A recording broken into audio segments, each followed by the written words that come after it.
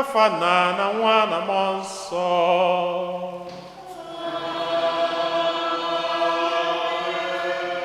Ka ngọzi nke Onyenwe anyị Jesu Kristi na ịhụnanya nke Chukwu Nna na ịdịkọ n'otu nke Mmụọ Nsọ na-enye dịrị unu niile.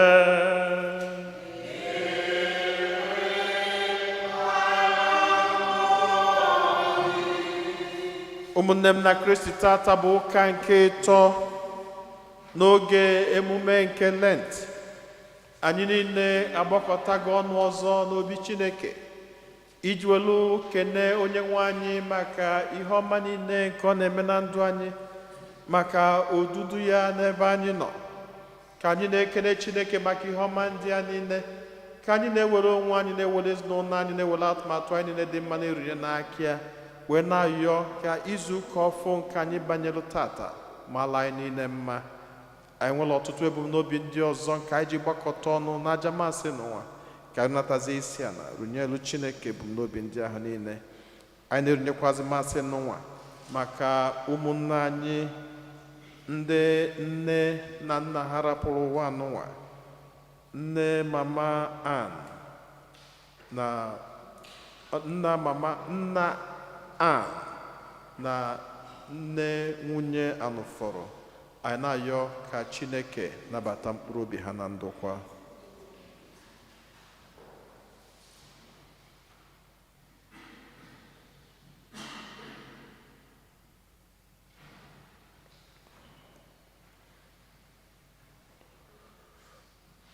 Ụmụnna, ka anyị kwado onwe anyị nke ọma maka nnukwu emume nke Yukaristia n'ụwa site n'ikwupụta njọ anyị.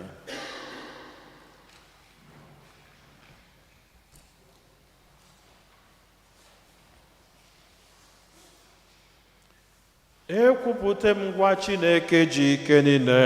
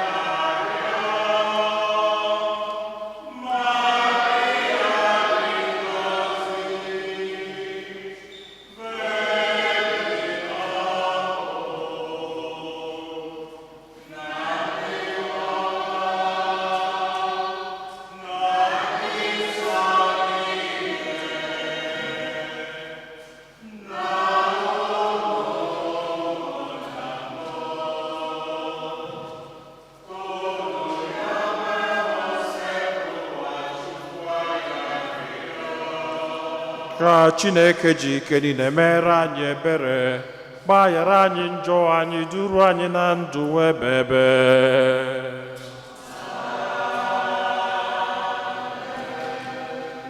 Ka anyị yọọ Chineke onye ebere na afọ ọma niile na-esite n'aka ya, ịkụziworo anyị ka anyị site n'ibu ọnụ, ikpe ekpere na imere ogbenye ọgọ na-anata mgbaghara njọ anyị. Anyị na-arịọ gị ka ị nara nkwupụta mmehie anyị ji umeala ekwupụta n'ihu gị. Site n'ebere gị, wepụ ikpe ọmụma dịrị njọ nke na-anyịdo anyị n'obi. Anyị yọrọ nke a site na dị nwe anyị Jesu Kristi nwa gị, onye gị na ya dị ndụ na-achị n'ịdịkọ n'otu nke Mmụọ Nsọ, otu Chukwu site n'ụwa ta ụwa niile.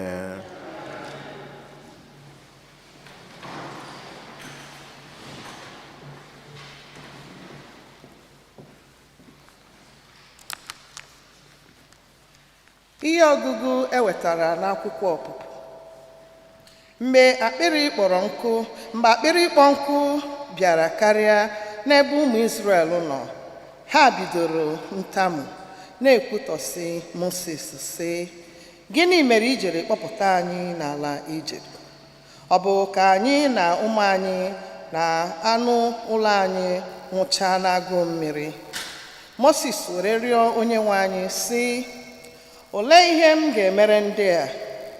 Ọ fọdụkwara nwatakịrị ugbu a ka ha tụwa m okwute. Onyenwe anyị were gwa Mosis sị, kpọrọ ụfọdụ ndị okenye nke ụmụ Izrel, gị na ha bute ndị mmadụ ahụ ụzọ, werekwa mkpara ahụ iji kụọ n'osimiri jido n'aka mgbe ị ga. Aga m eguzoro n'ihu gị n'elu okwute Herọb ahụ. Ị ga-akụ ihe n'okwute ahụ, mmiri ndị mmadụ ga-aṅụ ga-esi na ya apụta. Ọ bụ ihe a ka Mosis mere n'ihu ndị okenye ụmụ Izrel. A kpọrọ ebe ahụ Masa na Meriba n'ihi ntamu nke ndị ụmụ Izrel tamuru n'ihi na ha nwara Onyenwe anyị ọnwụnwa mgbe ha sịrị, Onyenwe anyị ọ nọnyere anyị ka ọ bụ ọ nọnyere ha anyị? Okwu nkọsebuwa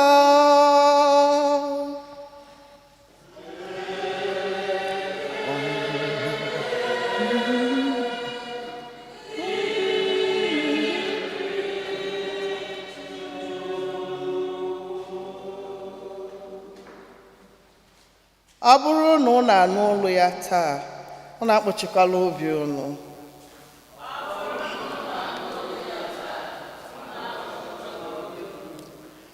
Ọ bụrụ na unu anụ olu ya taa, unu akpọchikwala obi unu.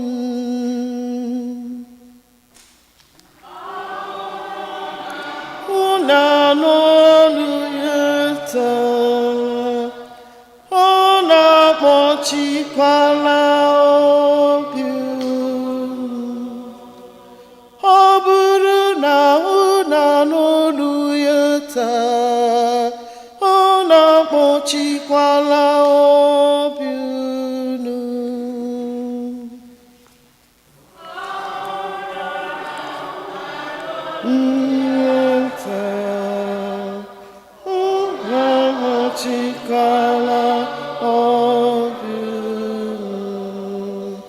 Bịanụ ka anyị were mkpu ọṅụ tikuo Onyenwe anyị, tụọnụ mkpume nke nzọpụta anyị, ka anyị bata n'ihu ya, nye ya ekele, bịakwa kwee ukwe too ya.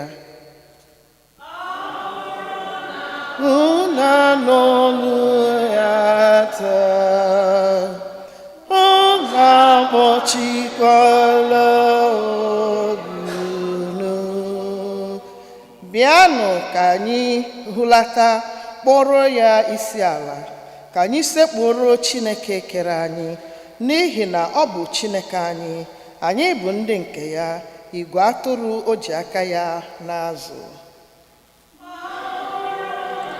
Unu anụ olu ya taa, unu akpọchikwala obi unu.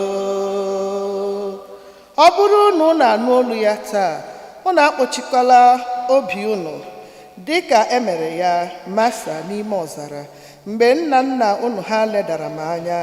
Ha ledara m anya nke ukwuu, ma ha hụkwara aka ọrụ m.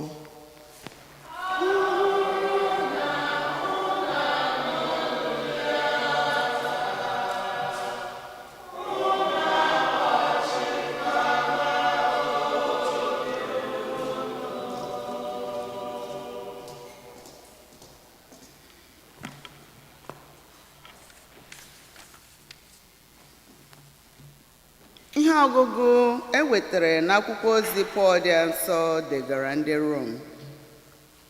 Ugbu a, ebe a gụrụla anyị na ndị ezi omume site n'okwukwe, anyị na Chineke dị n'udo site n'aka Onyenwe anyị Jesu Kristi. Jesu akpọbatala anyị n'ime amara Chineke site n'okwukwe. Anyị na-erugharịkwa n'ime amara ahụ ugbu a. Ya mere, anyị na-aṅụrị ọṅụ n'ihi na anyị nwere olileanya na anyị ga-eketa otuto Chineke. Ma ọ bụghị naanị nke a, anyị na-aṅụrịkwa ọṅụ n'ime mkpagbu anyị niile.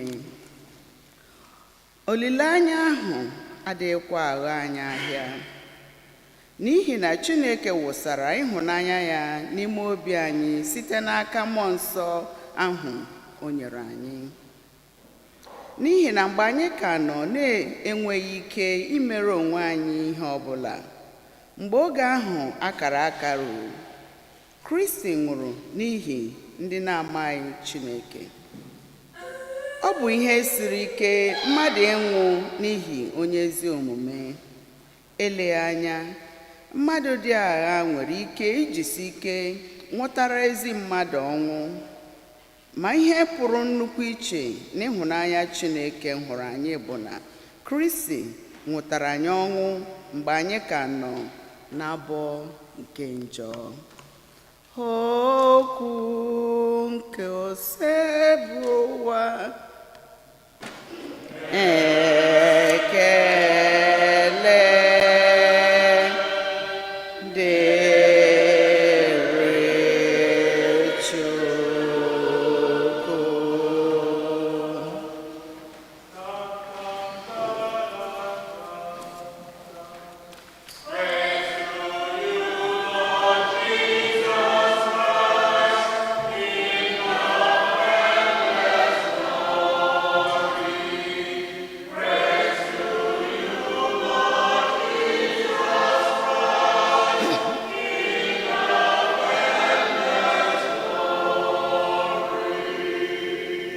Onyenwe anyị, n'ezie ị bụ onye nzọpụta nke ụwa. Nye mmiri ndụ ahụ ka agụụ mmiri gharakwa ịgụ m ọzọ.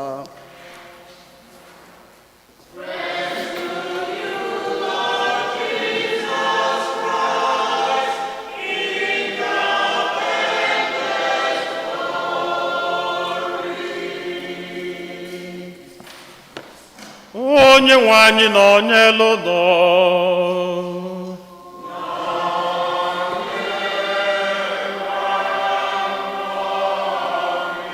Ihe ọgụgụ nke ya si n'oziọma dị nsọ nke Jọn dere.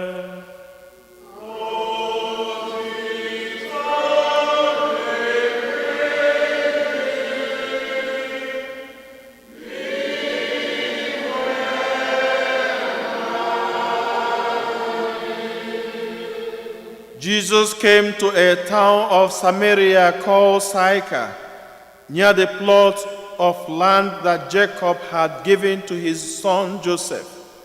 Jacob's well was there. Jesus, tired from his journey, sat down there at the well. It was about noon. A woman of Samaria came to draw water. Jesus said to her, "Give me a drink." His disciples had gone into the town to buy food. The Samaritan woman said to him, "How can you, a Jew, ask me, a Samaritan woman, for a drink?" For Jews used nothing in common with Samaritans.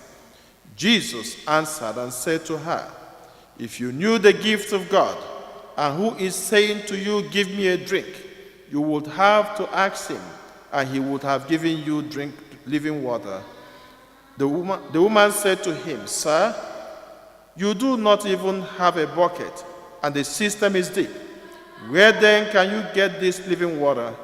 Are you greater than our father Jacob, who gave us this cistern and drank from it himself, with his children and his flock?"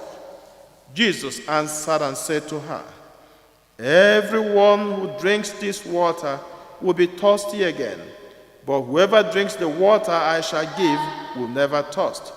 The water I shall give will become in him a spring of water welling up to eternal life." The woman said to him, "Sir, give me this water so that I may not be thirsty or have to keep coming here to draw water. I can see that you are a prophet. Our ancestors worship on this mountain, but you people say that the place to worship is in Jerusalem. Jesus said to her, believe me, woman, the hour is coming when you will worship the Father neither on this mountain nor in Jerusalem. Your people worship what you do not understand. We worship what we understand, because salvation is from the Jews. But the hour is coming, and it is now here, when true worshippers will worship the Father in spirit and in truth. And indeed, the Father seeks such people to worship him. God is spirit, and those who worship him must worship in spirit and in truth. The woman said to him, I know that the Messiah is coming, the one called the Christ. When he comes, he will tell us everything. Jesus said to her, I am he, the one who is speaking with you. Many of the Samaritans of the town began to believe in him when the Samaritan woman came to him. They invited him to stay with them, and he stayed there 2 days. Many more began to believe in him because of his words. They said to the woman, we no longer believe because of your word, for we have heard ourselves, and we know that this is truly the Savior of the world. Oziọma sebruwa.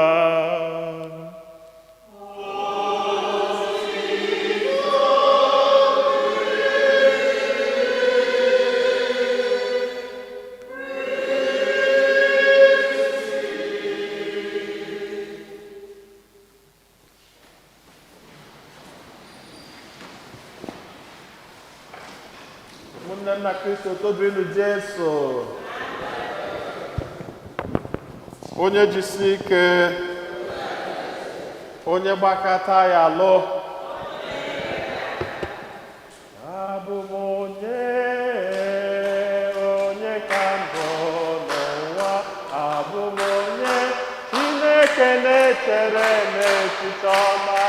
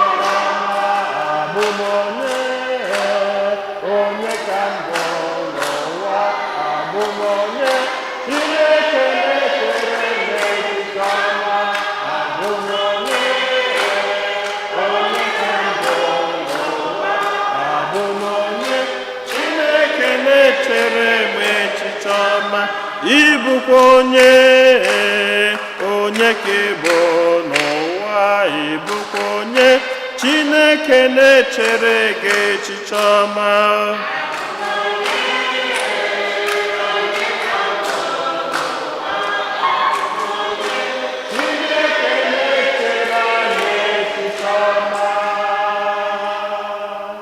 Amen. Amen.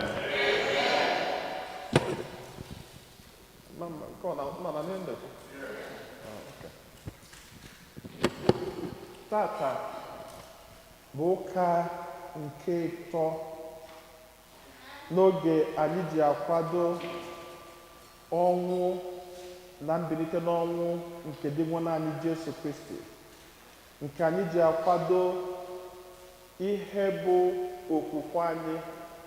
Pọl dị asọ sị na ọ bụ na Jesu ekelitere n'ọnwụ na okwukwe anyị mere gịnị? Na ọ nwụrụ anwụ, na ọ nala anyị n'iyi. Ya bụ na isi ụka mụ na gị na-aka tata bụ na ike Jesu akwụsịrị n'elu obe, kama na o meriri obe, merie ọnwụ. Ọ sị, death, where is thy power? Death, where is thy sting? Ya bụ na Lent bụ ogologo ije eji akwado anyị ka anyị nwee ike isonye na nnukwu ije n'ụwa dị nwe anyị Jesu Kristi jere, ka anyị nwee ike sori ya nwụọ, ka anyị nwekwazi ike isonye wee megide bilite n'ọnwụ. Abịa n'izuụka nke mbụ, ụka sị anyị na mgbe anyị na-akwadokwa n'ihe n'ụwa anyị na-akwado, n'ọnwụnwa na-eme gịnị? Na-abịa. That there is always temptation, and temptation can come from anybody. O wee kụziela anyị etu esi emeli ọnwụnwa. Na ọnwụnwa bịa, ife ọnwụnwa ka ọ na-abịa, kedu ihe ị ga-eme? Esi ya, get behind me. Na-ekwesị na mụ na gị anọ, gị jebe nke gị, ka mme gịnị? Ka njebe nke gị. Abịa na izuụka nke abụọ, ụka wee gosi anyị onye Jesu Kristi ahụ bụ, wee gosikwazi anyị na nzọpụta mụ na gị sitelu na resurrection. Egosi anyị mgbanwe Jesu melu n'iru ụmụazụ ya niile, wee nwere onwe ya, wee na-ewu ụzọ iji were gosi ụwa onye ọ bụ. Asị na mgbe Pita fụchara nnukwu mgbanwe Jesu ahụ, gịnị ka o mere? Ọ sị Jesu, it is good that we stay here, because when you test the beauty of God, you cannot go back. Ogbo n'izu ụka anụwa, ụka chikuzikwala anyị mkpa ọ dị bụ inwe okwukwe. Maka na onye nwere okwukwe ama agbanahụ ọnwụnwa, ọkwe? When you don't have enough faith, you cannot be able to conquer the temptation that comes your way. Am I right? Because it is faith that will help you. It is you looking up to God that will help you beat your temptations. Ọ na-eme nwere ihe ga-abụ ome na ndụ gị, ị na-anya ise nọ maka Chineke, na-ewepụ Chineke. Agwa gị ka na-eri, mana ọ maka Chineke. O wee gosi anyị na ya bụ okwukwe bụ ihe ga-eme ka ị gbanahụ ọnwụnwa niile na-abịanụ. Ọ sịkwazi na ọnya bụ okwukwe ka ọ ga-abụ inwesie ike, inwe ike ghọta Chineke na etu ọ dị na mgbanwe niile. Ụka wee bido n'ihe ọgụgụ nke mbụ, wee gosi anyị ụmụ Izrel ihe ọma niile Chukwu megolo ha n'ụwa anụwa. Ndị a nọ n'oke afụfụ.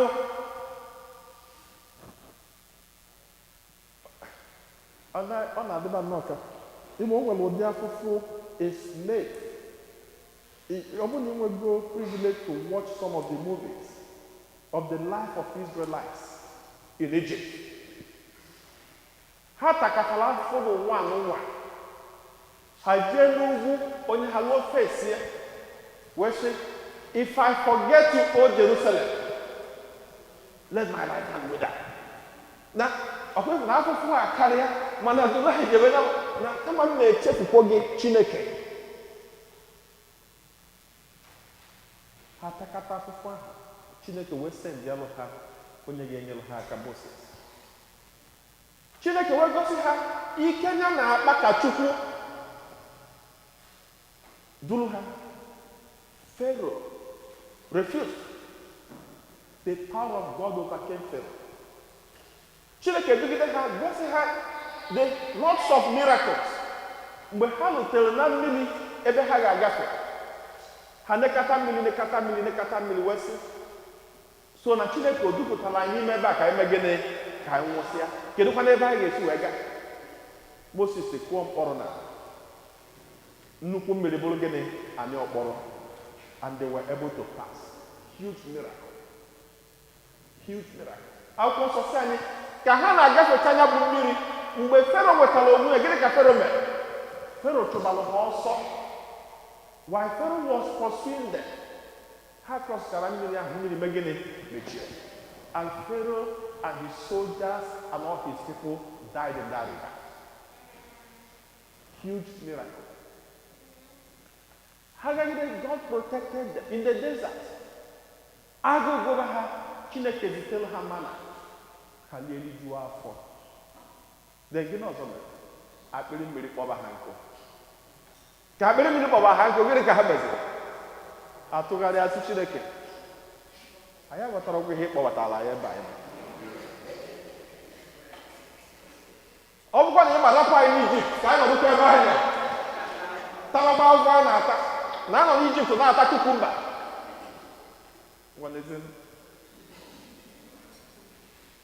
Anyị na-anya ifukwa na-etu a na ọ na-adị etu a na ndụ anyị mgbe ụfọdụ because sometimes we don't count the blessings of God. What we see is what is not working. We never see what is working. Onye mere ndị jikọrọ egwu ji wee gụbasị mba na anyị ga na-afụ ya nkọba mmesoma ya chigeji chigabọ na nkọba ya chigeji chigabọ nkọba ihe ọ na-emere m chigeji chigabọ na nkọba ya chigeji chigabọ. Mana ụmụ Israel achọrọ ịkọ. They decided not to corner. All they saw was the one that is not working. Gịnị ka ha mere? Ha jekwa Moses wee sị na ọ bụrụ na ị rapụla anyị na ọkakara anyị mma. Gịnị ka ị kpọtara anyị ebe a? And not only that they said it, they also doubted the potency of God. Ọkpọ Chineke si Moses kụọ mkpọrọ na mmiri bụrụ anyị ọkpọrọ. Yet they doubted his power. Akwụkwọ nsọ sị anyị na Chineke gwa Moses kụọ mkpọrọ n'okwute ka mmiri pụta ka ha ṅụọ mana amalụ na anyị kụrụ mkpọrọ na ị ga-abịa gịnị Meriba na ọ ga-abụzi ebe a ga na-echeta that my people that I have saved, my people that I have worked for, rejected me.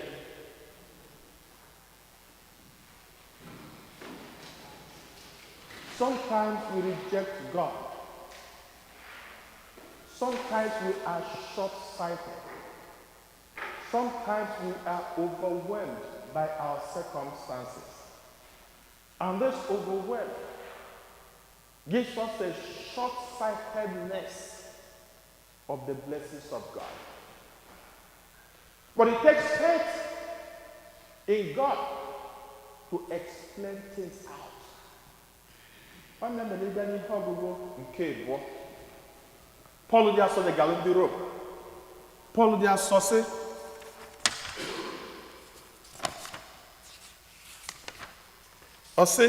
since we have been justified by faith, we have peace with God through the love of our Lord Jesus Christ. Ọbịa na nke bụ sị, these are two important parts. Ọbịa nke bụ sị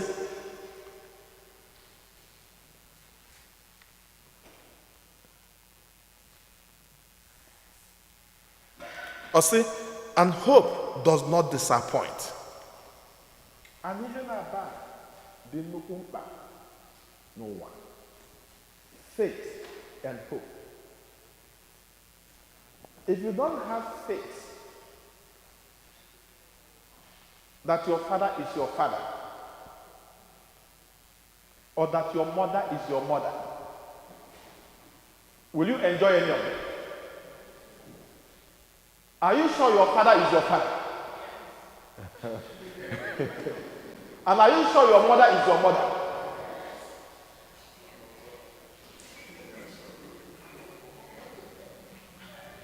confusion in so many areas.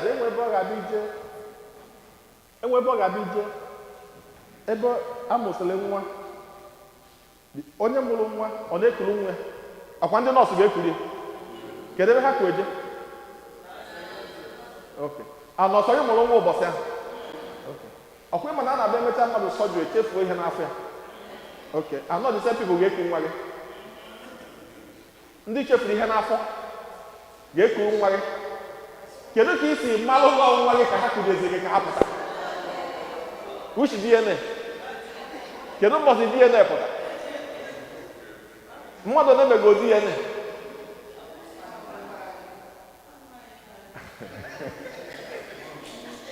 thank you ala ka ihe ikwu na n'ọnwa anyị anọ ya bụ okwukwe that is faith ma ọ bụ ya ma ọ bụrụ ya ọ gịnị ọ ya ọ na-asị this is faith. That is faith. Okwukwe na-aga. And that's why God is living in when you lose because all this faith in will long one, you will spill your blood for it. You follow it to the end.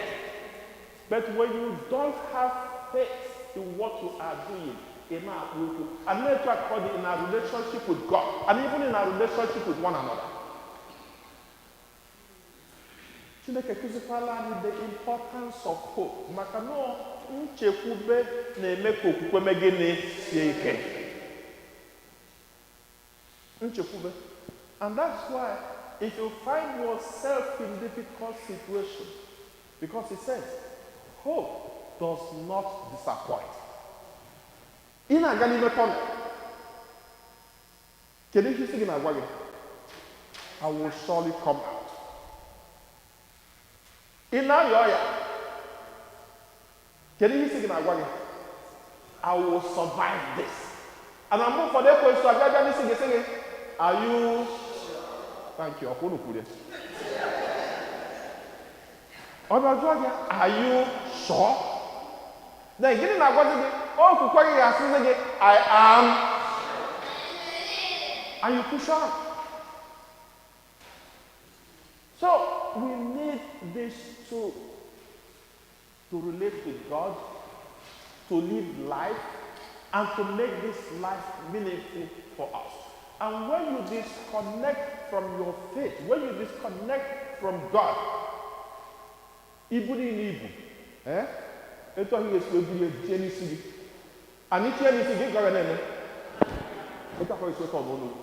because the weight your courage is too much. Come to me, all you who labor and are overburdened, and I will give you rest. Come to me. That is faith. That's the journey of faith. Come to God, and how do you come to God? In prayers, in good works, in good relationship.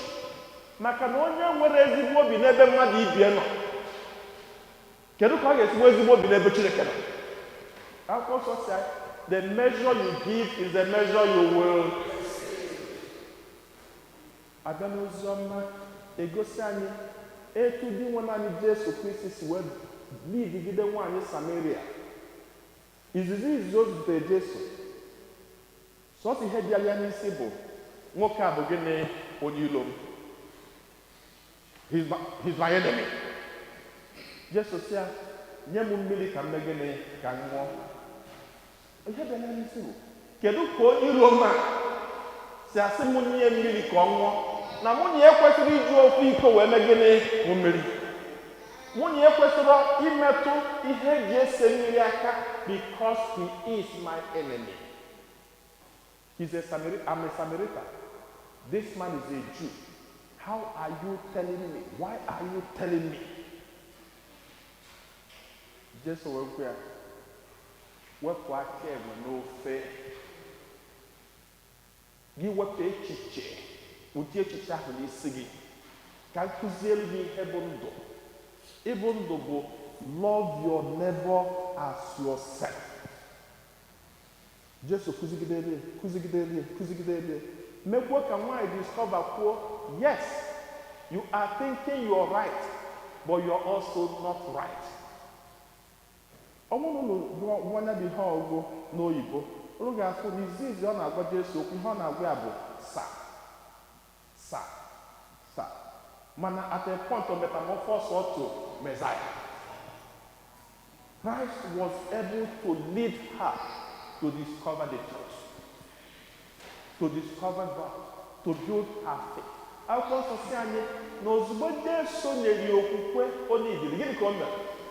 Ogbolo okwukwe ahụ je gosi ụmụnne ya. O gosi living together in love does matter. O nwere onye ga-agba ọbụla ọkwụcha Jesu. So no nwoke a Messiah. Kedu ọ ga-eme? Ọ confiscate ya. Sonye nwa na ụmụ ya. Mana ọ kpọrọ Jesu, ọ ga-aga n'obodo si ndị mmadụ na-ekwenụ na m afụgo onye gwara m njọ m niile. Na nwoke a bụ onye nzọpụta. Ndị mmadụ wee bịa n'ụlọ olu Jesu, and Christ stayed with them for 2 days. Akwụkwọ nsọ si anyị na mgbe Jesu na-achị ịpụ, na ha bịakwutere ya bụ nwaanyị si ya, we don't believe in this man as a Messiah because of what you told us, but because we have seen and we have come to believe ourselves. Mmadụ onye believe to discover God. How many people have you helped to discover God to the extent that they will say, yes, I don't just lean on God only through you anymore, but I trust and believe in God because I've seen it. How many people? Christian. Faith is important. It keeps us going. Hope is important. It makes us to move on every day. Keep your faith intact. When the changes and chances of life shakes you, always remember that you are God's number one. That you're specially made. That you're not just an ordinary person. That you are God's product. And that you are God's number one. You are very special. And when you have this in your mind, it informs how you pray, how you speak with power, how you command things and they turn to your favor. You are so special. And believe in it. And when things are not working the way you want or you think, keep your hope alive. Don't let the changes and chances of life destroy your hope. May the blessings of God be upon us, and may the helps of God never depart from us, through Christ our Lord.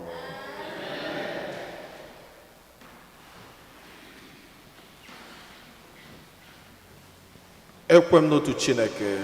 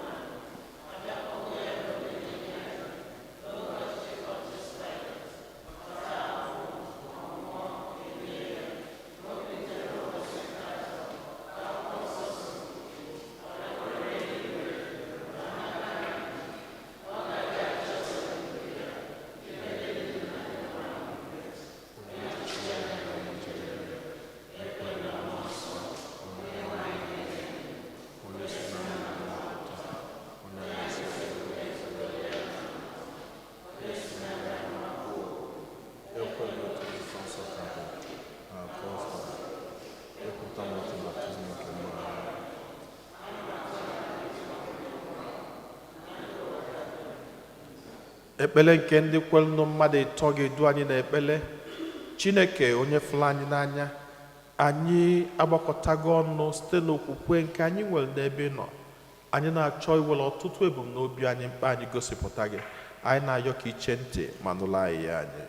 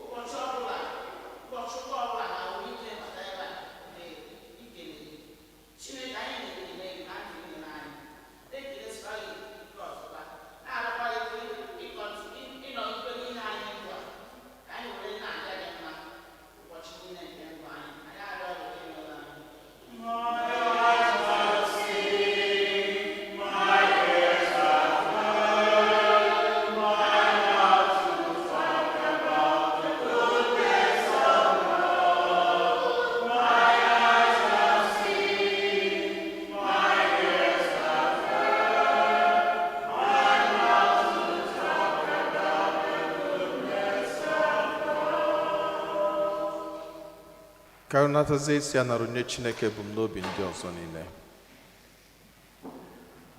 Anyị na-echetakwa n'ụzọ pụrụ iche ụmụnna anyị ndị ezinụlọ ha rapụrụ n'izu n'ụwa, Ann na Vero Anụfọrọ. Anyị na-ayọ ka Chineke nabata mkpụrụ obi nna ha na nne ha, na-ayọkwazi ka Chineke kasie ha niile obi n'oge ugbu a ha nọ n'uru. Onye nwe anyị Chineke fụrụ anyị n'anya, anyị ewelugo ọtụtụ ebumnobi anyị, mkpa anyị dị iche iche wee runye gị n'aka. Anyị ma nke ọma na ị na-aza ekpele.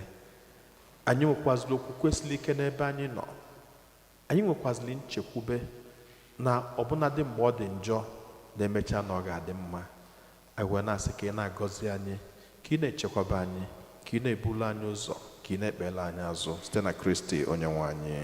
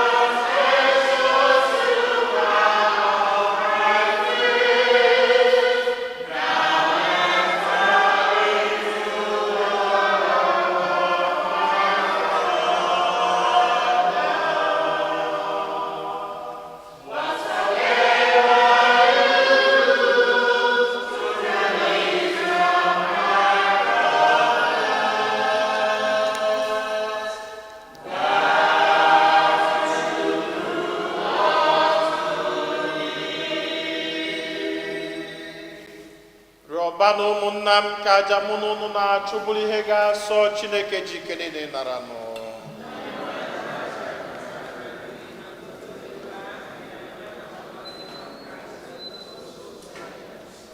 Dị nwanụ Chineke nna ebere, anyị na-arịọ ka aja anyị na-ehunyere gị bedaa gị obi maka njọ anyị, otu isi agbaghara njọ anyị oge anyị na-arịọ gị, mekwa ka anyị si otu ahụ na-enwe agụụ ịgbaghara mmadụ ibe anyị. Anyị yọrọ nke a site na Kristi Onyenwe anyị. Onyenwe anyị nọ n'elu ụlọ.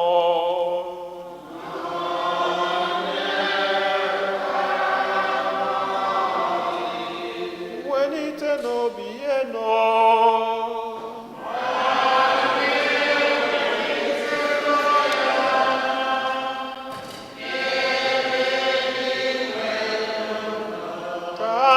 N'ụdị nwenụ Chukwu anyị ekene.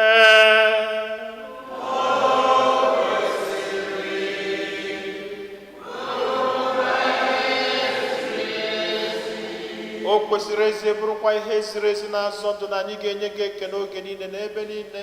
O nna dị nsọ Chineke ji ike niile dị ụwa tụ ụwa site na Kristi dị nwe anyị, n'ihi na ọ bụ gị nwatiri ndị nke gị iwu iji aṅụrị na obi dị ọcha were na-akwado afọ ọbụla maka emume nke Paska. Ọ bụ site n'itinye obi anyị na ebere na ọrụ nke ịhụnanya na site n'isonye ugboro ugboro na emume niile nke nzukọ ji edo anyị nsọ ka anyị ji ejupụta na grasia nke ụmụ nke Chukwu. N'ihi nke a anyị na-eso igwe ndị mmụọ niile nke eluigwe na-eto ebube gị oge niile n'ukwe na ekwe.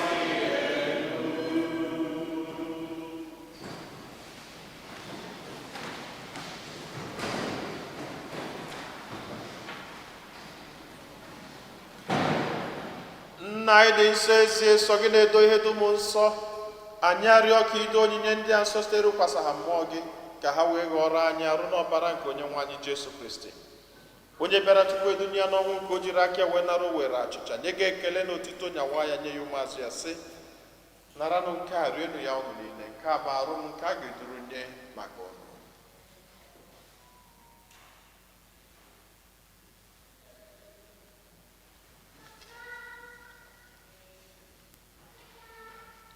Otu akwa ka o siri mee mgbe ha richara nri anyasị, o buru iko mmanya nyekwa gị ekele na otito, bunye ya ụmụazụ ya, sị, naranụ nke a, ṅụọnụ ya ọnụ niile, nke a bụ iko nke ọbara m, nke ọgbụgba ndụ ọhụrụ dị ebe ebe, a ga-agba ya n'ihi unu na n'ihi mmadụ niile, ka e were gbaghara njọ. Na-emenụ nke a na ncheta nke m.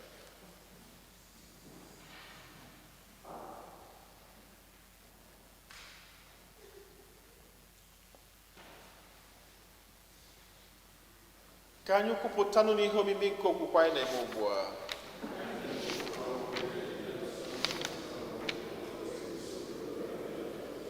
Nna, na ncheta nke ọnwụ na mbilite n'ọnwụ nke nwa gị, anyị ebunye gị achịcha nke ndụ n'iko nke nzọpụta. Anyị na-ekele gị n'ihi na ikwere ka anyị dị mma ikwuru n'ihu gị na-efe gị. Anyị ji ume na-arịọ ka anyị bụ ndị na-anata arụ n'ọbara nke Kristi bụrụ otu site na njikọ nke mmụọ nsọ. Nna, cheta nzukọ gị gazuru ụwa niile, menụ ka ịhụnanya gị jupụta ya. Gọzie pope anyị bụ Leo na bishọp anyị bụ Robert na ndị ofe ọlta gị niile. Chetakwa ụmụnna anyị ndị ji okwe wee gaa n'ezumike nke ọnwụ, kpọbata ha na ndị ọzọ niile nwụrụ anwụ n'ihe nke ebube gị. Biko meela anyị niile ebere, ka anyị soro Virgin Maria dị ngọzi nne nke Chukwu, na ndị apọstọl na ndị nsọ niile imerụ uche gị na wee keta ndụ ebebe. Ka anyị sorokwanụ ha na-eto gị na-edo gị ebube site na Jesu Kristi nwa gị.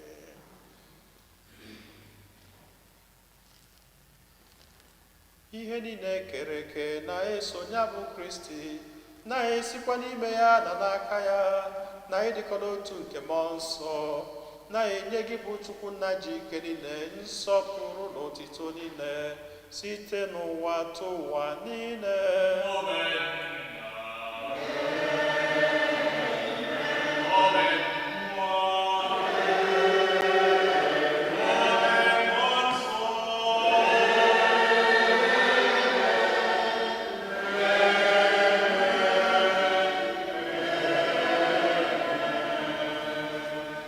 Nna anyị nọ n'eluigwe,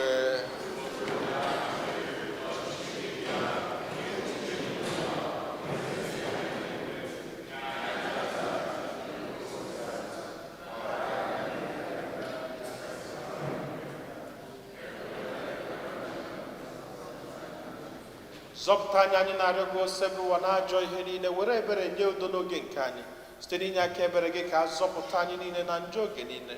Anyị were gbanahụ nsogbu niile, were nchekwube dị nsọ na-atụ anya maka mbịaghachi nke onye nzọpụta anyị Jesu Kristi. Onye nwe anyị Jesu Kristi, onye gwara ndị apọstọl gị, udo ka m na-arapụrụ na udo nke m ka m na-enye unu, elekwala anya na njọ anyị, ka ma lekwasị anya n'okwukwe nke nzukọ gị. nye ya udo n'ịdịkọ n'otu mgbe niile ka uche gị siri chọọ, gị bụ onye dị ndụ na-achị ebe ebe. Udo nke ose bụrụ ụwa dịrị unu mgbe niile.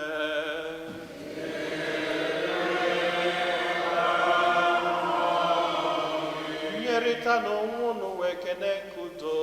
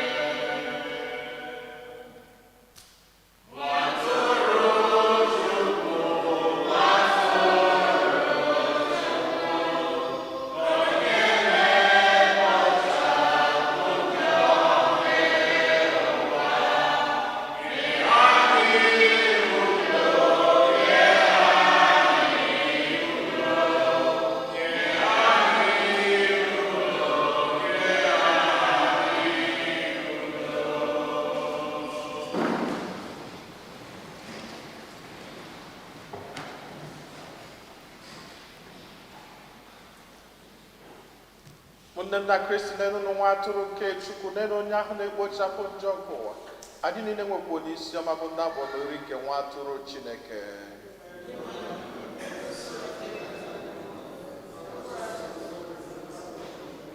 Ka arụ n'ọbara Kristi chekwaba anyị niile wee rue na ndụ ebebe.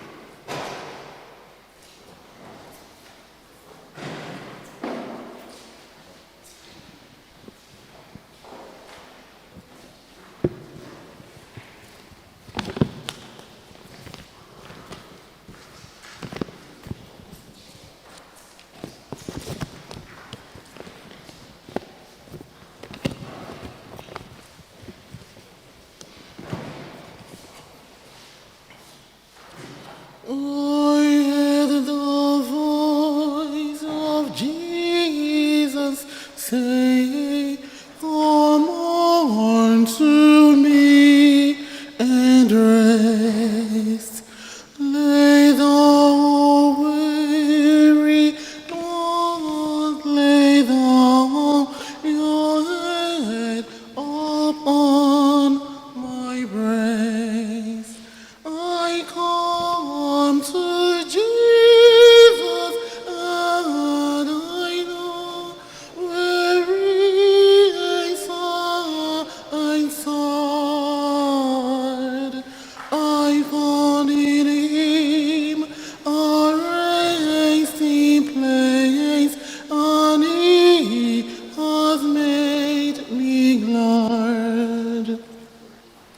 I hear the voice of Jesus say, behold, I freely give the living water, tasty one, so thou and drink and live. I came to Jesus and I drank of that life-giving stream. My thirst was quenched, my soul revived, and now I live in him. I heard the voice of Jesus say, I am the water's life. Look unto me, your man shall rise, and all your day be bright. I looked to Jesus, and I found in him my star, my song, and in the light of life I will walk till dropping they adorn.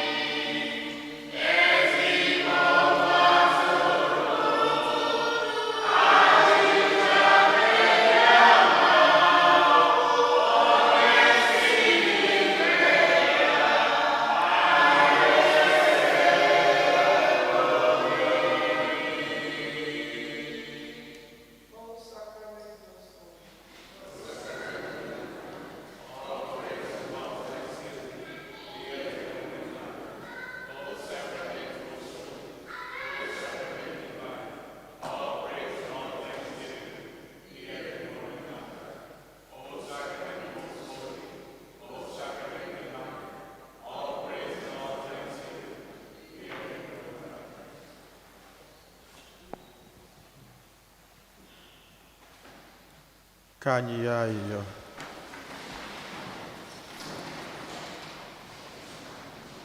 Onyenwe anyị, anyị anatala ube nke ihe ahụ edebere anyị n'eluigwe.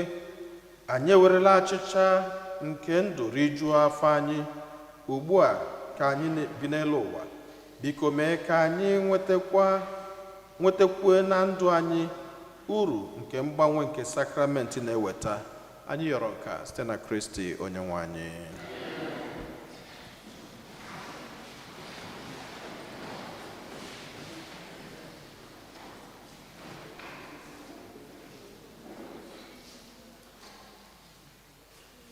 Otodri Jesu, second collection.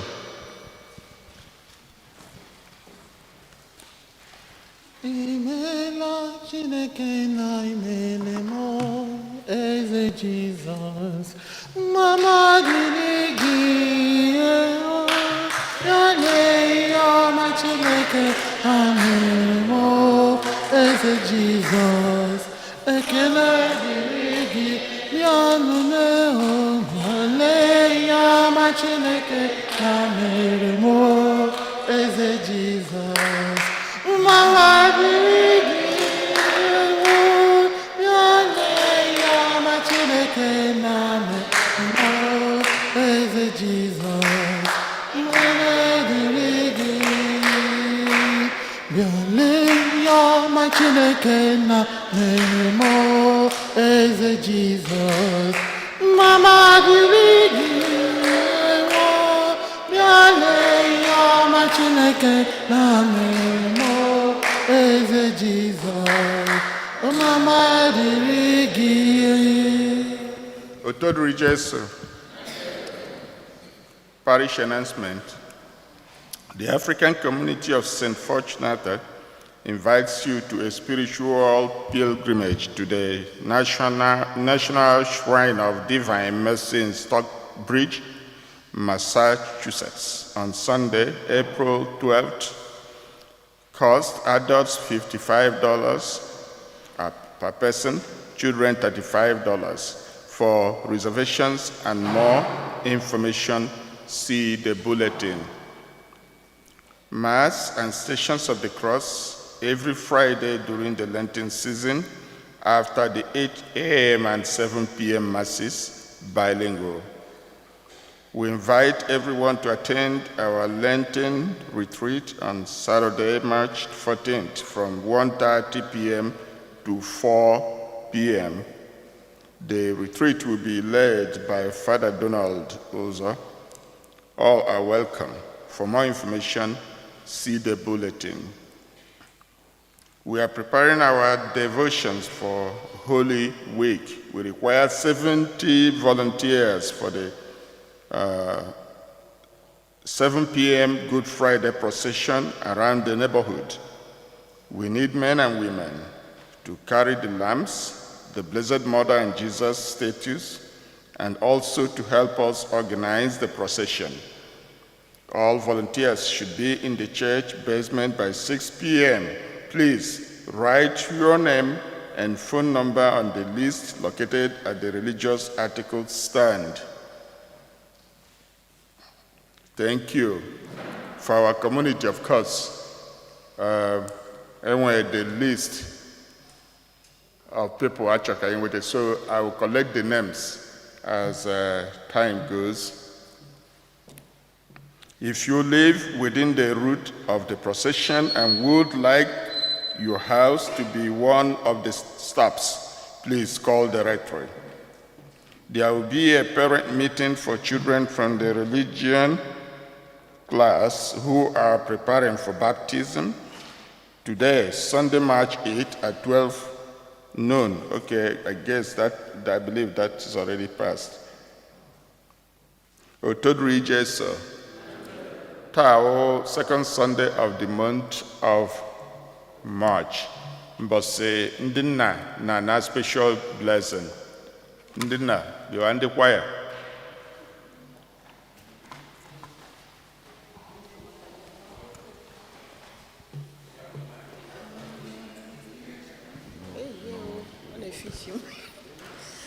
Mama dịrị gị o Chineke, ekele dịrị gị onye ọma.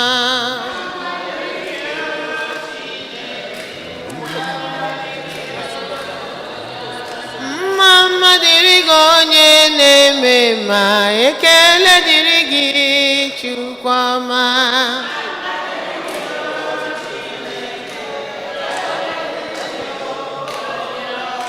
Mama dịrị gị ezube nke n'igwe, mama dịrị gị Chukwu ọma.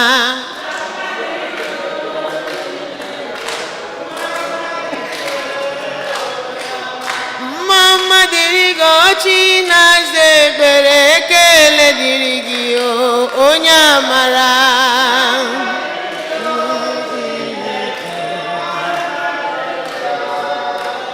Ọ gọzie n'aha Chineke si na ọ gọzie n'aha ebighị ebi.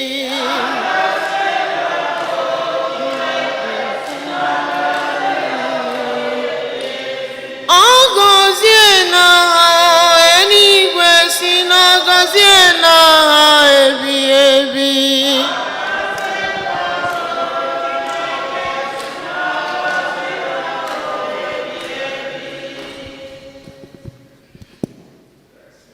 enyemaka dị n'afọ dị nwenụ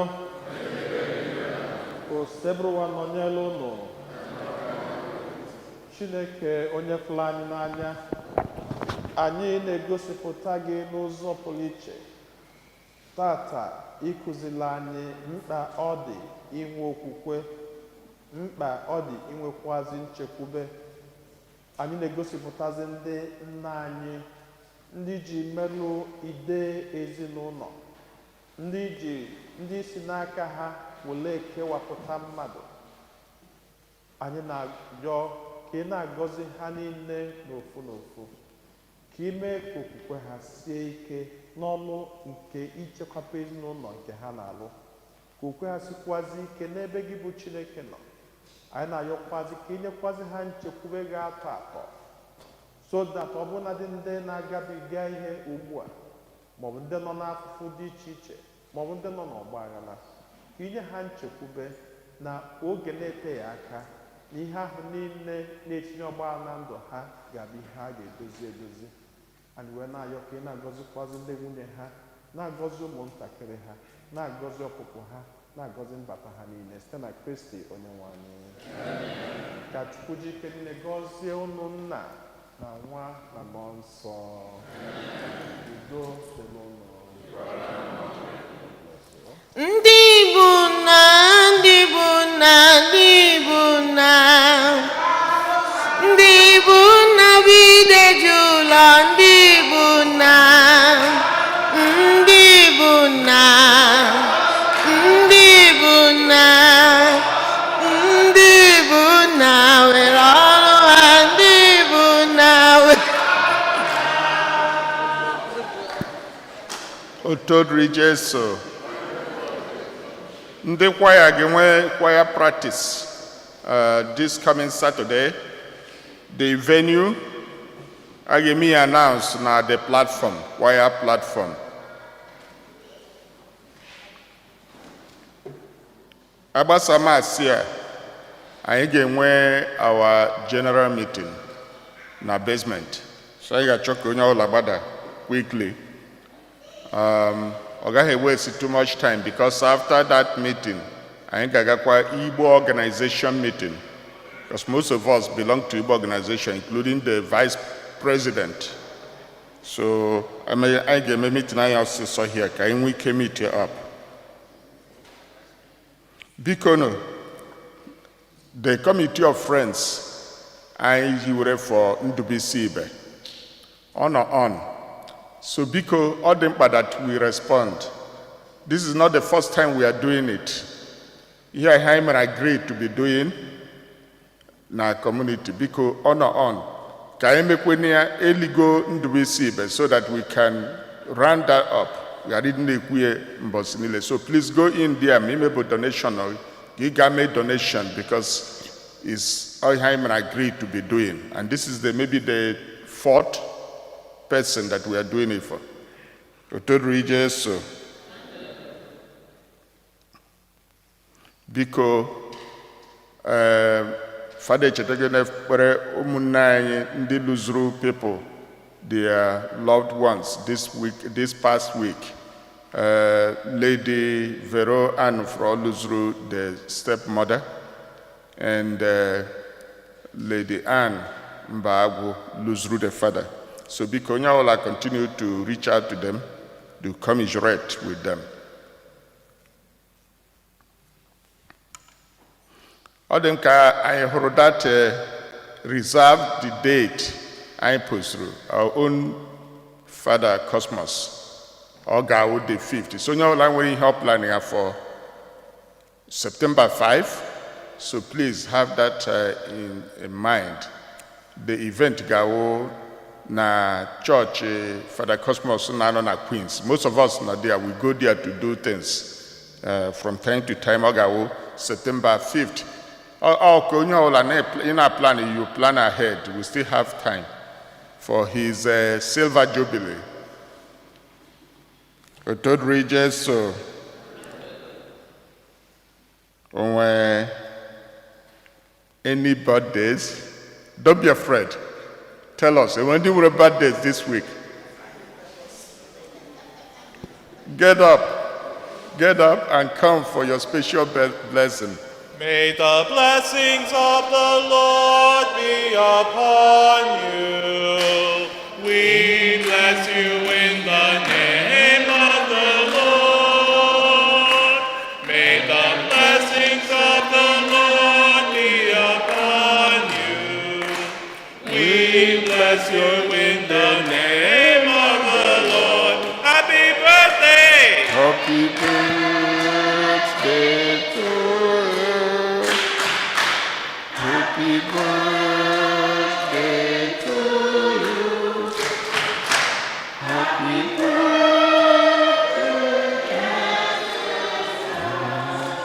Happy birthday to you. The little candle.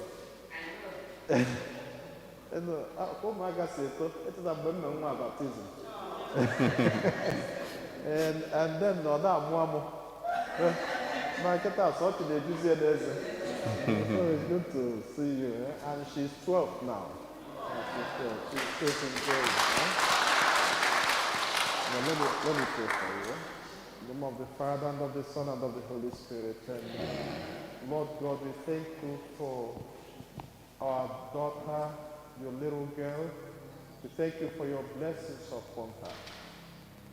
She is celebrating her 12th birthday. You are the giver of life. You are the giver of every blessing. We ask that you continue to guide her, you continue to keep her, you continue to strengthen her. May she be a girl that will bring lots of joy in our hearts, in our family, in our community. May whoever that sees her, that comes around her, see the blessings of God in her. And may she succeed in all her endeavors. And may no distraction come upon her. Rather, may her life be a life of joy, happiness, and blessings of God. In the name of the Father, and of the Son, and of the Holy Spirit. Amen. God bless you. Happy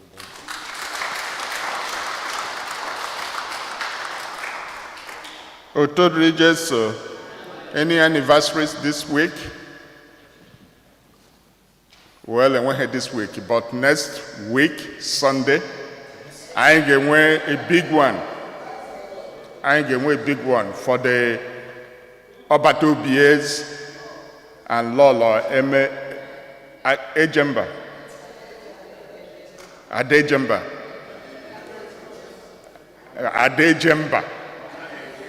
Yes. So, Ogao, the 39th anniversary, Gao next Sunday. And they are inviting everybody to worship with us here next Sunday for that. Any first timers here? Anybody worshiping with us for the first time? Anyone worshiping with us here for the first time?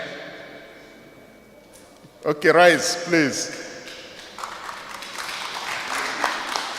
Step forward. Step forward, come on.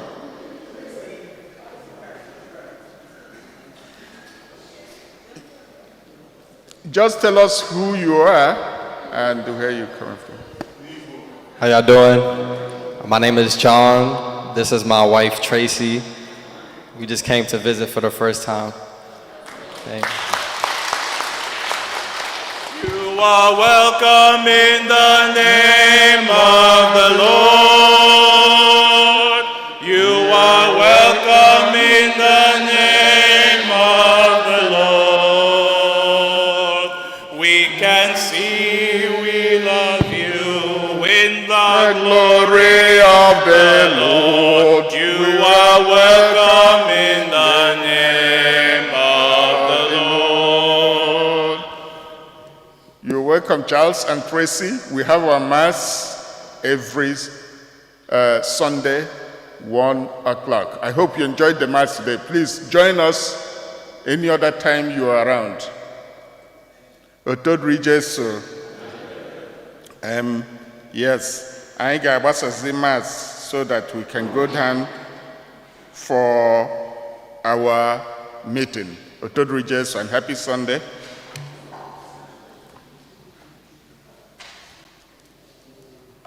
Otodri Jesu. Enwere onye jụrụ m sị m ma Jacob ọ bụ onye Jew? Yeah, which is a very important question. And actually ihe ahụ gosi na ọ gụrụ gospel a. Ma mụ na ọtahekwu, onye ọ na-ajụ question ahụ gosi na ọ gụrụ gospel before bịa ụka. Mmadụ ole gụrụ read na tupu ha bịa ụka? Because, okay, because that question, what chedi ọfụma, and no make sense. I can just second point. I also ma Jacob ọ bụ onye Jew. And kedu ihe o ji eju question a? Maka na nwaanyị Samaria nọ na Jacob's well. Then Jesu bụ onye Jew bịa na ayọ nwaanyị Samaria mmiri na Jacob's well. So Jacob ọ bụzi onye Jew, nwaanyị Samaria ji nọdụ na well ya. Does that make sense? Which is a very important question. Okay. Just can make it brief. Maka mgbe ụfọdụ etu anyị adị enwe Bible studies. So every opportunity I want to explain the Bible a little bit na-enye aka. Ọnụ nchetalụ sometime mgbe a na-agụ gasị reading for ndị morning mass etu esi nwe the break of northern and southern Israel mgbe ekwu to your tents O Israel after Solomon, Rehoboam, Jeroboam maka enwe mgbe emechalụ break ye after Solomon mebisiri ihe okay o bido mebi obele na David Chineke dobie abaize na nke Solomon ghasasịzịa ihe niile mgbe o ji kpọta 700 concubines no 300 wives and apart from no kpọta 700 concubines and 300 wives ịmago na nke ọbụla na-abịa oburu baggage so many of them buruzie ngwongwo na ngwongwo ma alụsị niile nọ n'ụwa ma nke si and then part of the instruction Chineke nyere ha bụ na ime anụ nwaanyị outside Israel mana Solomon ga-anụ nụọ mana Sheba mana in fact obodo ọbụla ọ batara enwekwa ike ọbụla ọ nọ na Nigeria because etu o si eme bụ obodo ọbụla ọ batara onwe ofu concubine ya obodo ọbụla ọ batara onwe ofu concubine ma ịbụọ ma ịtọ to spread ya all through so that ọ bata obodo ihe a na-eme so with that lifestyle, God became so upset with him. And then when God got upset with him, but God still kept him because of the promise he made to David. Now, nwa Solomon, bụ Rehoboam, became even worse than the father. So nwa Rehoboam, even nke a ma alụsị enwezi nke ome for her. So it was within then ka Chineke wezili nnukwu iwe wee sị na ọ ga-split na agbụrụ David ga-eweluzi only Jerusalem and Judah. So and Jerusalem and Judah became the southern part of Israel. Then the rest of the Chetema had 12 tribes. 12 of where? And 12 tribes to no more Jacob and Ajua. 12. Amugasema, Joseph, whatever. The 12 sons of Jacob. So in that case, we wanted the 12 tribes of Israel. So Mbahe split is then Samaria, both then and north, were 10 tribes. Then Judah and Jerusalem, then a south, were 2 tribes. So Jesus say from south. In the south, but they call Jews after that division. So they maintain the orthodoxy of God. But in Samaria, because they were very upset with Solomon and Rehoboam, they refused to have any connection with Jerusalem. So they now made their capital was Samaria. Their capital became Samaria. So they refused to have anything to do with Jerusalem again. They boycotted Jerusalem. Now, Jerusalem, baby, the temple, no. And never Chineke, no. And because they have refused to connect with Jerusalem, so they built their own temple in Samaria. And the temple halose. So they got so adulterated. So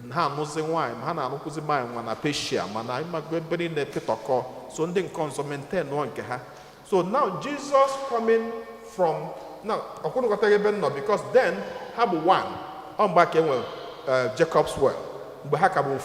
So the whole territory was Jew until they went this breakup.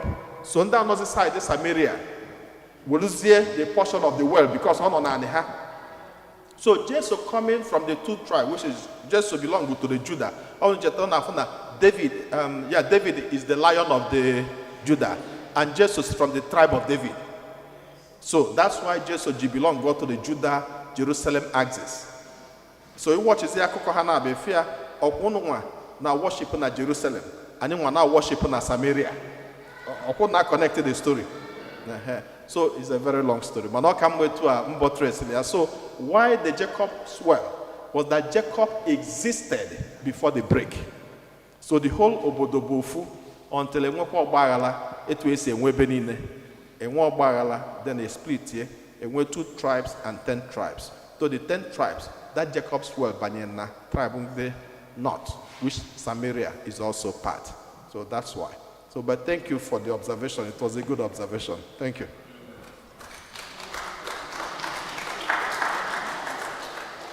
Onye nwanyị na onye lụlụ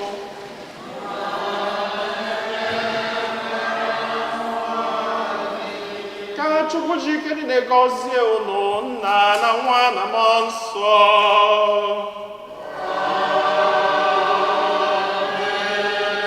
na banụ misa gwụsịgo